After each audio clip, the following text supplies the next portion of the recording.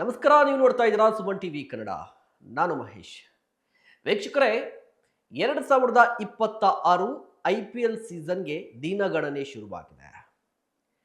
IPL ಇನ್ನೇನು ಕೆಲವೇ ದಿನಗಳಲ್ಲಿ ಶುರುವಾದರೂ ಇಡೀ ಪ್ರಪಂಚದಾದ್ಯಂತ ಇರುವಂತಹ ಕ್ರಿಕೆಟ್ ಅಭಿಮಾನಿಗಳಲ್ಲಿ ಒಂದು ಪ್ರಶ್ನೆ ಕಾಡ್ತಾ ಇದೆ.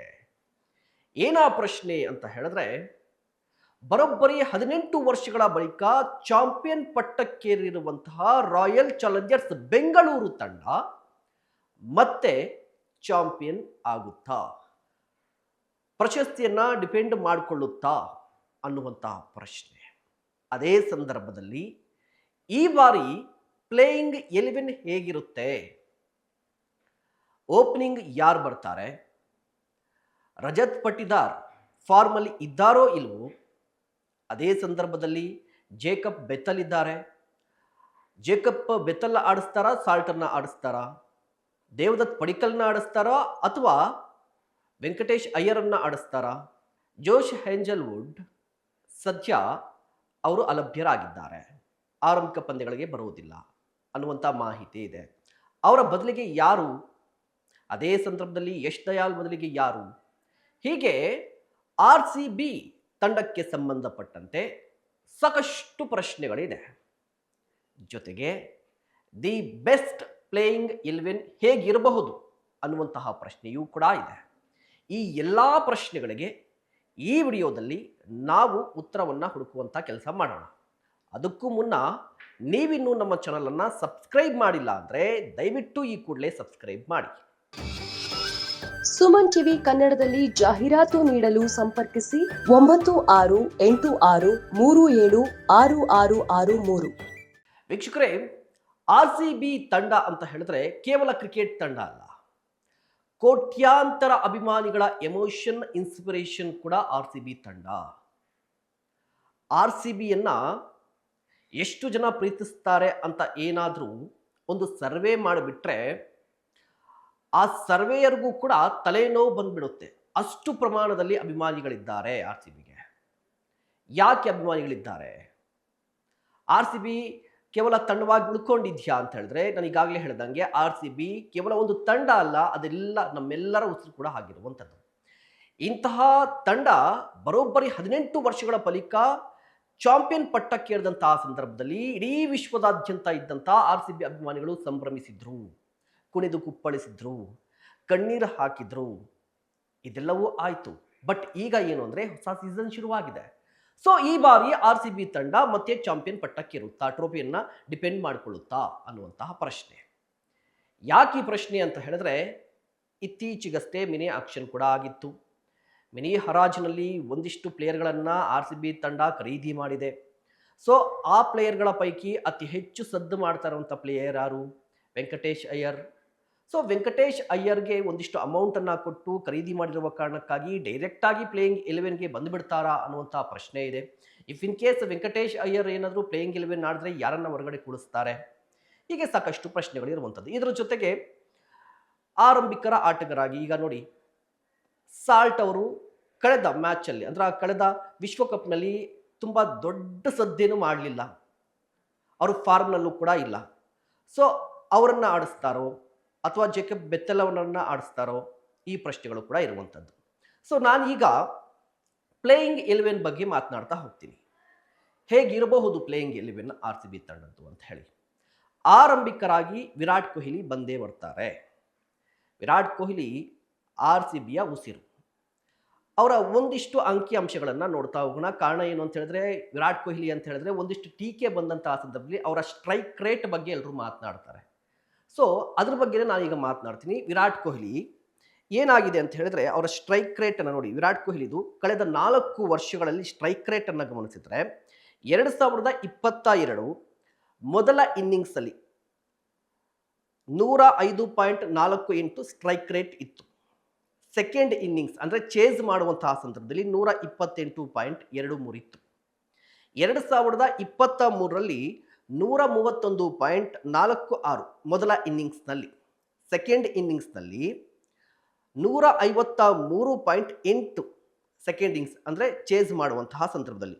ಇನ್ನು 2024ರಲ್ಲಿ ಆಲ್ಮೋಸ್ಟ್ 150ರ ಸ್ಟ್ರೈಕ್ ರೇಟಲ್ಲಿ ಬ್ಯಾಟ್ ಬೀಸಿದ್ದಾರೆ ಮೊದಲ ಇನ್ನಿಂಗ್ಸ್ನಲ್ಲಿ. ಸೆಕೆಂಡ್ ಇನ್ನಿಂಗ್ಸ್ನಲ್ಲಿ 160ರ ಸ್ಟ್ರೈಕ್ ರೇಟ್ ಇದೆ 2025. ಸೊ ಈ ಸೀಸನ್ನಲ್ಲಿ ಆಲ್ಮೋಸ್ಟ್ 150ರ ಸ್ಟ್ರೈಕ್ ರೇಟಲ್ಲಿ ಬ್ಯಾಟ್ ಬೀಸಿದ್ದಾರೆ ಮೊದಲ ಇನ್ನಿಂಗ್ಸ್ನಲ್ಲಿ. ಸೆಕೆಂಡ್ ಇನ್ನಿಂಗ್ಸಲ್ಲಿ 140. ಅಂದರೆ ಅವರ ಸ್ಟ್ರೈಕ್ ರೇಟನ್ನು ಗಮನಿಸಿದರೆ ಸ್ಟ್ರೈಕ್ ರೇಟ್ ಉತ್ತಮವಾಗಿದೆ. ನೋಡಿ, ವಿರಾಟ್ ಕೊಹ್ಲಿ ಅಂತ ಹೇಳಿದ್ರೆ ಚೇಸಿಂಗ್ ಮಾಸ್ಟರ್ ಅಂತ ಹೇಳ್ತಾರೆ. ಸೆಕೆಂಡ್ ಇನ್ನಿಂಗ್ಸ್ನ ಈ ಸ್ಟ್ರೈಕ್ ರೇಟನ್ನು ಗಮನಿಸಿದಂತಹ ಸಂದರ್ಭದಲ್ಲಿ ಆ ಸ್ಟ್ರೈಕ್ ರೇಟ್ ಏನಾಗಿರುತ್ತೆ ಅಂತ ಹೇಳಿದ್ರೆ ಎದುರಾಳಿ ತಂಡ ಎಷ್ಟು ಮೊತ್ತವನ್ನು ದಾಖಲಿಸಿದೆ ಅನ್ನೋದರ ಮೇಲೆ ವಿರಾಟ್ ಕೊಹ್ಲಿಯ ಸ್ಟ್ರೈಕ್ ರೇಟ್ ನಿರ್ಧಾರ ಆಗುತ್ತೆ. ಬಟ್ ನಾವಿಲ್ಲಿ ಗಮನಿಸಬೇಕಾಗಿರೋದು ಏನು ಅಂತ ಹೇಳಿದ್ರೆ ಮೊದಲ ಇನ್ನಿಂಗ್ಸ್ನ ಸ್ಟ್ರೈಕ್ ರೇಟ್ ಹೇಗಿದೆ ಅಂತ ಹೇಳಿದ್ರೆ ವರ್ಷದಿಂದ ವರ್ಷಕ್ಕೆ ವಿರಾಟ್ ಕೊಹ್ಲಿಯ ಮೊದಲ ಇನ್ನಿಂಗ್ಸ್ನ ಸ್ಟ್ರೈಕ್ ರೇಟ್ ಚೇಂಜ್ ಆಗ್ತಾ ಇದೆ. ಅದು ಪ್ಲಸ್ RCBಗೆ. ಇದರ ಜೊತೆಗೆ ವಿರಾಟ್ ಕೊಹ್ಲಿ ಅಂತಾರಾಷ್ಟ್ರೀಯ ಪಂದ್ಯಗಳನ್ನು ಆಡ್ತಾ ಇಲ್ಲ T20. ಸೊ ಅವರು ತುಂಬ ರೆಸ್ಟಲ್ಲಿ ಬರ್ತಾ ಇದ್ದಾರೆ, ತುಂಬ ಕ್ಲೀನ್ ಮೈಂಡಲ್ಲಿ ಬರ್ತಾ ಇದ್ದಾರೆ. ಸೊ ಅವರು ಈ ಬಾರಿ ಮತ್ತಷ್ಟು ಅಬ್ಬರಿಸುವಂತಹ ಸಾಧ್ಯತೆ ಇದೆ.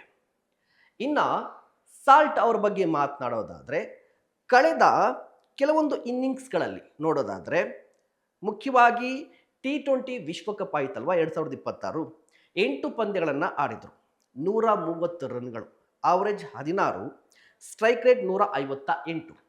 ಸೊ ವಿರಾಟ್ ಕೊಹ್ಲಿ ಜೊತೆ ಸಾಲ್ಟ್ ಅವರು ಬರ್ತಾರಾ ಅನ್ನುವಂಥ ಪ್ರಶ್ನೆಗೆ ಉತ್ತರ ಏನು ಅಂತ ಹೇಳಿದ್ರೆ ಅವರ ಸ್ಟ್ರೈಕ್ ರೇಟನ್ನು ಗಮನಿಸಿ 158. ಹೌದು ಪಿನ್ಸಾಲ್ಟ್, ಹೌದು ಸಾಲ್ಟ್ ಈಗ ಫಾರ್ಮ್ನಲ್ಲಿ ಇಲ್ಲ, ಬಟ್ ಯಾವುದೇ ಕ್ಷಣದಲ್ಲಾದರೂ ಪಂದ್ಯದ ಗತಿಯನ್ನು ಬದಲಿಸಬಲ್ಲಂಥ ಆಟಗಾರ. ಸೊ ವಿರಾಟ್ ಕೊಹ್ಲಿ ಜೊತೆ ಸಾಲ್ಟ್ ಅವರು ಬರಬಹುದು. ಅಥವಾ ಜೇಕಬ್ ಬೆಥೆಲ್ ಬಗ್ಗೆ ಯಾಕೆ ಮಾತಾಡಬೇಕು ಈ ಸಂದರ್ಭದಲ್ಲಿ ಅಂತ ಹೇಳಿದ್ರೆ ಟೀಮ್ ಇಂಡಿಯಾ ಸೆಮಿಫೈನಲ್ ಅನ್ನ ಪ್ರವೇಶ ಮಾಡಿದಂತಹ ಸಂದರ್ಭದಲ್ಲಿ ಬೃಹತ್ ಮೊತ್ತವನ್ನ ಬೋರ್ಡಲ್ಲಿ ಇಟ್ಟಿದ್ರೂ ಕೂಡ ಟೀಮ್ ಇಂಡಿಯಾಗೆ ಸೋಲಿನ ಭಯವನ್ನ ಹುಟ್ಟಿದಂಥ ಆಟಗಾರ. ಕಂಪ್ಲೀಟ್ ಈ ಕ್ರಿಕೆಟಿಂಗ್ ಶಾಟ್ಸ್ ಅಂತ ಏನು ಹೇಳ್ತಾರೆ, ಕಂಪ್ಲೀಟ್ ಆಗಿ ಒನ್ ಸೈಡ್ ಆಗುವಂಥ ಮ್ಯಾಚನ್ನು ಇಲ್ಲ ಪೈಪೋಟಿಯನ್ನ ಗೆದ್ದು ಆಲ್ಮೋಸ್ಟ್ ಇಂಗ್ಲೆಂಡ್ ಗೆಲ್ಲುವಂತಹ ಸಾಧ್ಯತೆಗಳು ಇದ್ದಂತಹ ಸಂದರ್ಭದಲ್ಲಿ ಔಟ್ ಆದಂತಹ ವ್ಯಕ್ತಿ. ಅಂದರೆ ಈ ದೊಡ್ಡ ಮ್ಯಾಚಲ್ಲಿ ವಿಶ್ವಕಪ್ ಅನ್ನುವಂಥ ಟೂರ್ನಿಯಲ್ಲಿ ಸೆಮೀಸಲ್ಲಿ ಆ ರೀತಿಯಾಗಿ ಪ್ರೆಷರನ್ನು ಕಂಟ್ರೋಲ್ ಮಾಡಿಕೊಂಡು ಒತ್ತಡವನ್ನು ಭರಿಸ್ಕೊಂಡು ಇನ್ನಿಂಗ್ಸ್ ಕಟ್ಟಿದ್ದು ಮತ್ತು ಗೆಲ್ಲುವ ಹಂತದವರೆಗೂ ಕೂಡ ಹೋರಾಟ ಮಾಡಿದ್ದು. ಸೊ ಬೆಥೆಲ್ ಅವರ ಈ ಪರ್ಫಾರ್ಮೆನ್ಸ್ ಏನಿದೆಯಲ್ವಾ ಈ ಕ್ರಿಕೆಟ್ ಜಗತ್ತನ್ನು ಮೂಕ ವಿಸ್ಮಿತರನ್ನಾಗಿ ಮಾಡಿದೆ. ಸೊ ಜೆ.ಕೆ. ಬೆಥೆಲ್ ಅವರ ಬಗ್ಗೆಯೂ ಕೂಡ ಆಸಕ್ತಿ ಇದೆ, ಅವರು ಓಪನ್ ಮಾಡ್ತಾರಾ ಅಂತ ಹೇಳಿ.